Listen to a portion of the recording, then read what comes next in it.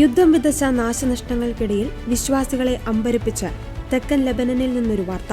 Israel Hezbollah സംഘർഷം രൂക്ഷമായതിനെ തുടർന്ന് തകർന്ന പള്ളിക്കുള്ളിൽ നിന്നും 47 ദിവസങ്ങൾക്ക് ശേഷം നടത്തിയ പരിശോധനയിൽ തിരുവോസ്തി യാതൊരു കേടുപാടുകളും കൂടാതെ കണ്ടെത്തി.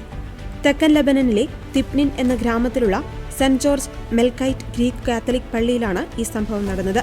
യുദ്ധത്തെ തുടർന്ന് പള്ളിയിൽ നിന്നും വിശ്വാസികൾക്കും വൈദികനും ഒഴിഞ്ഞുപോകേണ്ട അവസ്ഥ വന്നിരുന്നു. ഏപ്രിൽ 17-ന് വെടിനിർത്തൽ പ്രഖ്യാപിച്ചതിനെ തുടർന്ന് പള്ളിയിൽ തിരിച്ചെത്തിയ ഫാദർ മരിയോസ് ഗൈറളയാണ് കേടുപാടുകൾ കൂടാതെ തിരുവോസ്തി കണ്ടെത്തിയത്. പള്ളിയുടെ ജനലുകളും ഭിത്തികളും തകർന്ന നിലയിലായിരുന്നുവെങ്കിലും അൾത്താരയിൽ സൂക്ഷിച്ചിരുന്ന തിരുവോസ്തിക്ക് യാതൊരു മാറ്റവും സംഭവിച്ചിരുന്നില്ല.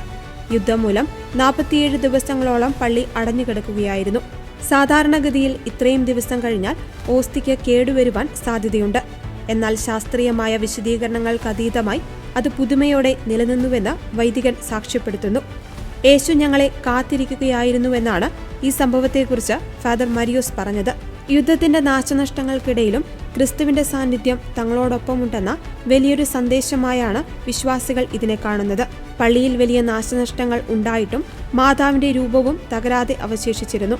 ഏകദേശം 55 മെൽക്കൈറ്റ് കത്തോലിക്ക കുടുംബങ്ങൾ അധിവസിക്കുന്ന ഈ ഗ്രാമത്തിൽ ഭൂരിഭാഗം പേരും യുദ്ധം മൂലം പലായനം ചെയ്തിരിക്കുകയാണ്. ദുരിതമനുഭവിക്കുന്ന വിശ്വാസികൾക്ക് ഈ വാർത്ത വലിയ ആശ്വാസവും കരുത്തും പകർന്നിരിക്കുകയാണ്.